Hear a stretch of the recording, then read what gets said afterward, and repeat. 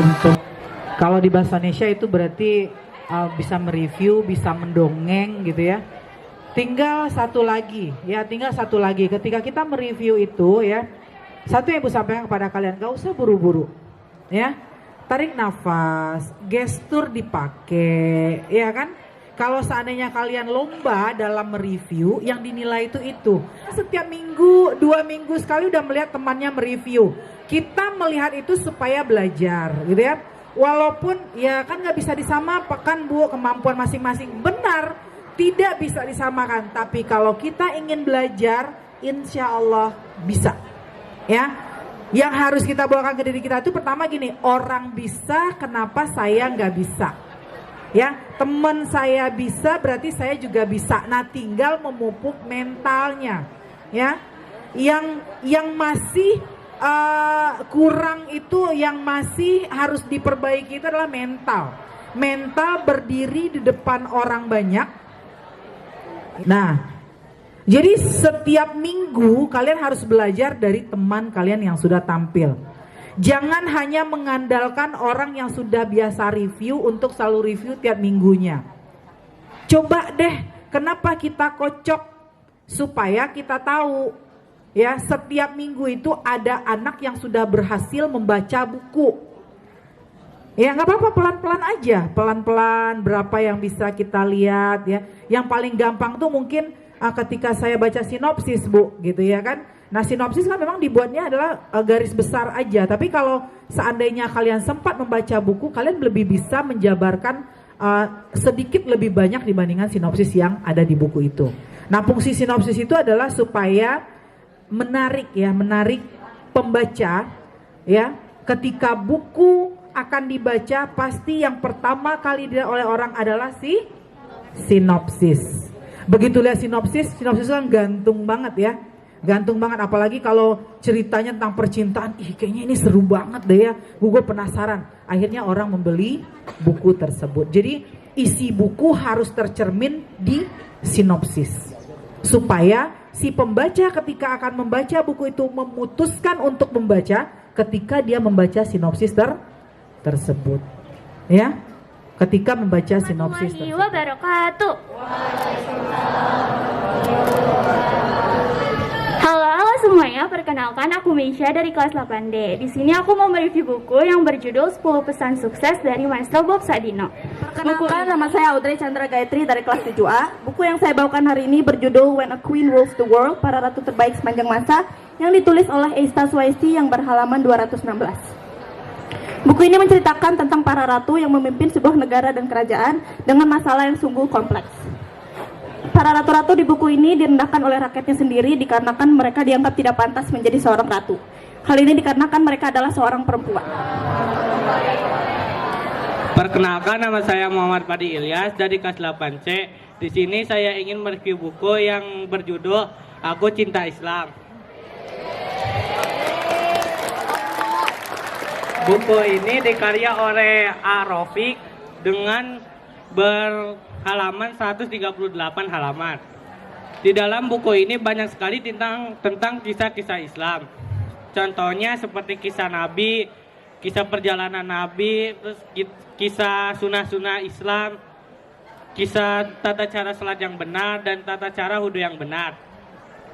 Manfaat kita membaca buku ini juga sangat banyak, yaitu kita bisa tahu bagaimana cara sholat yang benar, bisa tahu bagaimana cara wudhu yang benar, bisa tahu bagaimana sejarah Nabi dalam menjalankan agama Islam, dan masih banyak lagi. Kita juga bisa tahu sunnah-sunnah yang dianjurkan oleh Nabi Muhammad SAW. Dan buku ini tuh saya beli dengan harga 50.000 dan saya beli di toko online. Dan buku ini tuh edisi ke-50. Dan sekian dari saya, mohon maaf bila ada salah kata. Wassalamualaikum warahmatullahi wabarakatuh. Sebelumnya adalah Fajar Sulaiman. Buku ini menceritakan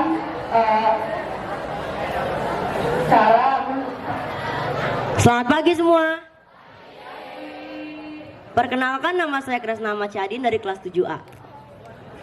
Pada kesempatan kali ini saya akan menyampaikan ringkasan tentang suatu buku yang sudah saya baca, yang ditulis oleh Tetsuko Kuroyanagami, yang berjudul Toto-chan, Gadis Cilik di Jendela. Buku ini menceritakan tentang sebuah negara yang bernama Tanzania. Seorang duta UNICEF ditunjuk untuk mengunjungi negara tersebut. Negara tersebut memiliki krisis air dan krisis pangan, dikarenakan sejak tahun 1981 sampai dengan 1984 negara ini tidak memiliki curah hujan. Akhirnya seorang duta UNICEF diutus untuk datang ke negara tersebut. Seorang duta UNICEF ini bertemu dengan seorang insinyur yang bernama Dr. Shang Li. Dr. Shang Li memiliki antusias untuk membuat suatu pipa untuk menyalurkan air dari Bukit Kilimanjaro yang berketinggian 5.750 meter di atas permukaan laut. Singkat cerita, donasi sudah terkumpul oleh seorang duta UNICEF yang bernama Tetsuko. Akhirnya pipa pun berhasil dibuat dan berhasil menyalurkan air bersih ke Tanzania serta membangun fasilitas kesehatan di sana. Sekian dari buku ini karya Cacai yang dikompilasikan pada tahun 2017, cetakan pertamanya pada bulan Agustus 2017, dan pelatih isinya adalah Coconut Design. Penyuntingnya adalah Putri Azhara Haryanto. Putri Azhara Haryanto lahir di Bandung pada tanggal 2 Juli 2003. Buku ini berhalaman 336 halaman. Buku ini menceritakan seorang anak yang berjurusan IPA dan anak yang berjurusan IPS, yang awalnya mereka saling bermusuhan dan akhirnya mereka saling mencintai satu dengan yang lain. Padahal pada dasarnya anak IPA dan anak IPS itu berbeda jauh, atau bisa juga dibilang tidak pernah akur. Tapi berbeda dengan Misha dan Rifki dalam buku ini. Kisah mereka berawal dari sebuah hukuman yang justru mempersatukan mereka. Pesan moral dalam buku ini, kita tidak boleh berprasangka buruk kepada orang baru, karena orang baru itu belum tentu membawa sakit untuk kita. Hari ini aku akan mereview buku yang berjudul Tanahku Subur. Buku ini berjumlah 23 halaman. Penciptanya adalah Sumarti M. Thohir. Buku ini diterbitkan oleh Citra Putra Bangsa. Buku ini bercerita tentang cara kita menanam sayur. Buku ini saya rekomendasikan untuk teman-teman yang ingin mengenal tentang alam, mengenal tentang tumbuhan dan sayuran.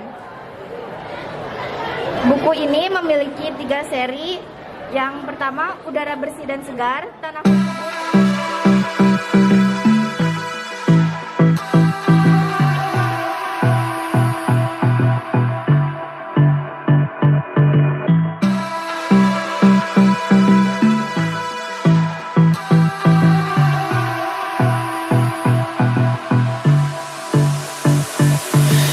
I don't know what you